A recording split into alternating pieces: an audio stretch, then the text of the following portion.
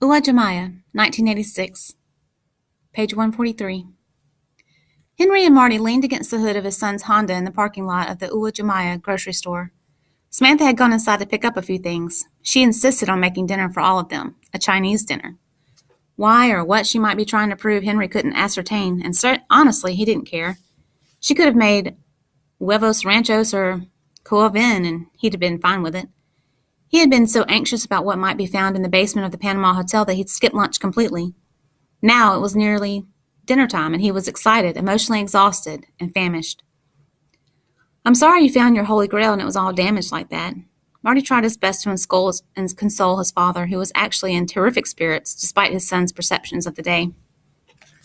"I found it, and that's all that mattered. I don't care what condition." "Yeah, but you can't play it," Marty interrupted. "And in that condition, it's not worth anything. The collectible value is nil." Henry thought about it for a moment, casually looking at his watch as they waited for Samantha to return. "Worth is determined only by the market, and the market will never determine that because I would never sell it, even if it were in mint condition. This is something I've wanted to find off and on for years, decades. Now I have it. I'd rather have found something broken than to have lost it to me forever."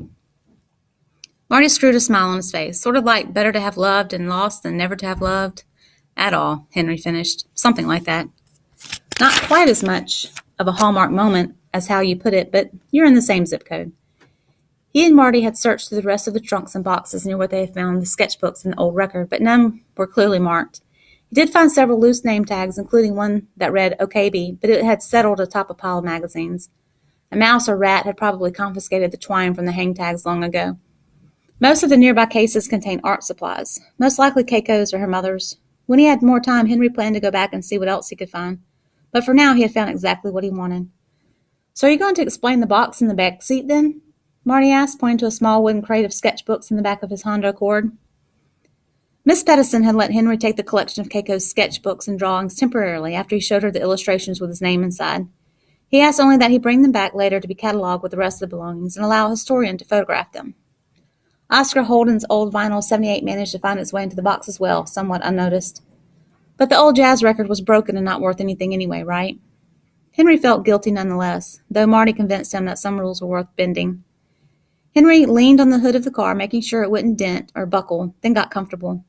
"These books belonged to my very best friend when I was just a boy during the war years." "A Japanese friend, I take it?" Marty asked, but his question was more of a declarative. Henry raised his eyebrows and nodded, noticing the knowing look on his son's face. Marty's eyes glimmered with a hint of sadness and regret. Henry was unsure why that was. "Yaya must have flipped his lid when he found out," Marty said. Henry always marveled at how his son stood with his feet planted firmly in two worlds. One traditional Chinese, the other contemporary American, modern even, running a computer bulletin board for the chemistry program at Seattle University, but still calling his grandfather by the traditional Chinese honorific Yaya, and Yin Yin for his grandmother. Then again, his grandmother had always sent Marty letters in college addressed to Master Martin Lee. The formalities seemed to work both ways. "Oh, your grandfather was busy at the time fighting the war on two fronts, in America and back in China.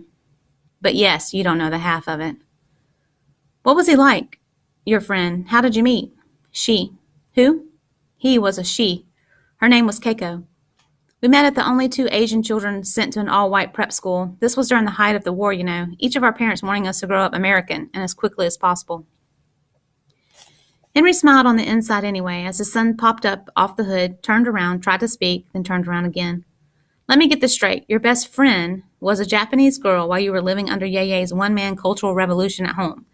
I mean," Henry watched his son grasping for the words, stunned, gape-mouthed at his father's revelation. "Was she like a girlfriend? I mean, this is not the most comforting discussion to have with one's own father, but I have to know. I mean, weren't you practically in an arranged marriage? That's how you made it sound whenever you mentioned how you and Mom met." Henry looked up and down South King. There were people of every walk of life strolling the boulevard, all kinds of races. Chinese and Japanese, but also Vietnamese, Laotian, Korean, and of course plenty of Caucasian. As well as a mix of Hapa, as they say in Pacific Islands, meaning half, people who were a little bit of everything. "We were very young," he said. "Dating was not like it is today." "So she was someone special?" Henry didn't answer. So much time had passed, and he didn't know how to explain it in a way his son would understand, especially now that he had met Samantha. In Henry's day, it was common to meet a girl's parents before you started dating her, rather than the other way around. And dating was more like courting, and courting leads to... Did Mom know about all this? Henry felt the Ethel-shaped hole in his heart grow a little emptier, a little colder. He missed her terribly. A little. But when I married your mother, I never looked back. Pops, you've been full of surprises lately. I mean, big perception-altering surprises. I'm stunned. I mean, this whole time. Us looking for the record? Was it really about the record, or were you looking for memories of Keiko, your long-lost friend? Henry felt a little awkward as his son said the word friend in a way that insinuated more. But she was more than a friend, wasn't she? It started with the record, the one I always wanted to find again. Henry said, not sure if this was entirely true. I wanted it for someone, sort of a dying wish for a long-lost brother. I vaguely remembered her stuff had been put there, but I just assumed it had been recovered or claimed decades earlier. I never dreamed it would still be there, right under my nose.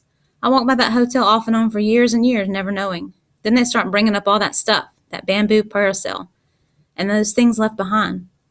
I had no idea what I'd find, but I'm grateful for the sketchbooks, the memories. Wait a minute, Marty stopped him.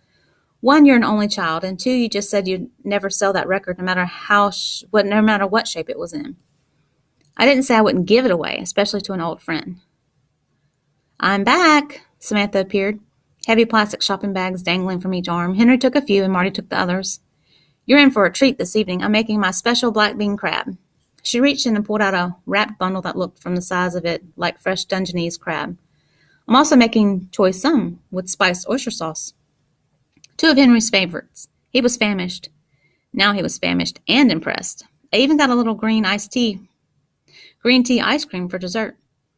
Marty's face was frozen in a polite grimace.